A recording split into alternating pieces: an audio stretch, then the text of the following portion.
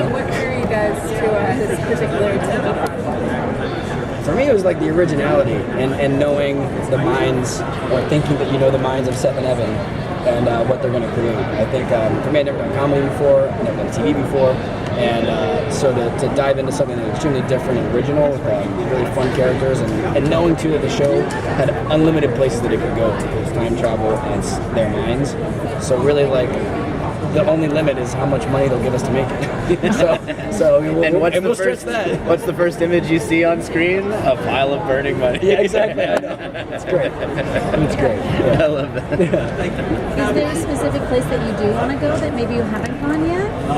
Oh man, I think the show can go so many places. I really, and I kind of like just threw it out there today in the Q&A thing. I think it'd be really fun to go to medieval times.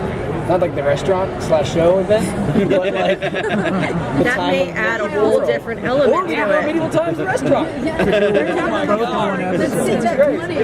Perfect. It's a setup. I think that'd be fun. So in the show, your two characters are kind of against one another.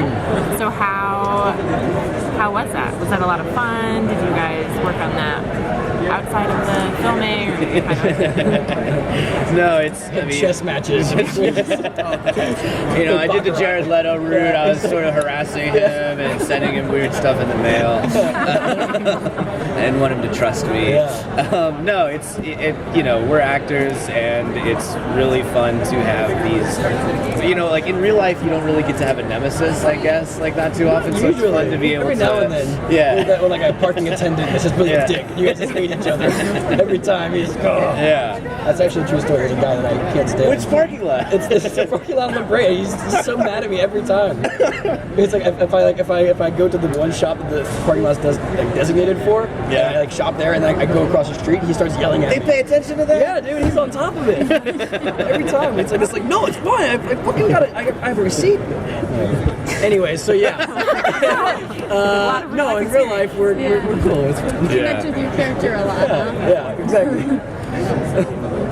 So what was the most challenging scene if you can talk about it, scene for you guys to film? There is a scene that we have together. I don't know if you might agree or disagree.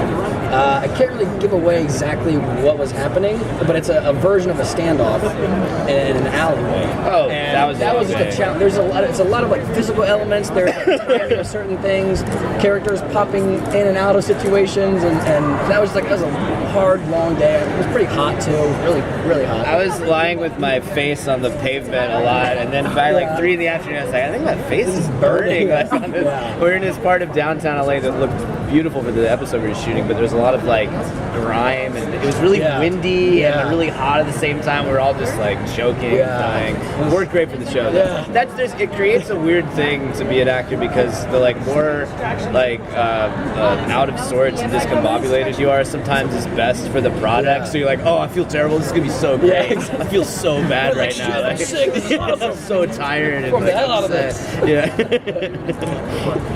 As actors, how difficult is it to thread the needle on a show like this for tone? Because it's a comedy, it's a series, but at the same time your characters are dealing with the apocalypse and time travel and stakes. Do you play it earnestly? We had 5 really smart guys with Ariel and Kyle and Ben and Evan and Seth, and then a amazing group of directors for all these episodes that were just really good at least in my experience, because my character kind of goes through loopy extremes sometimes at keeping that tone consistent.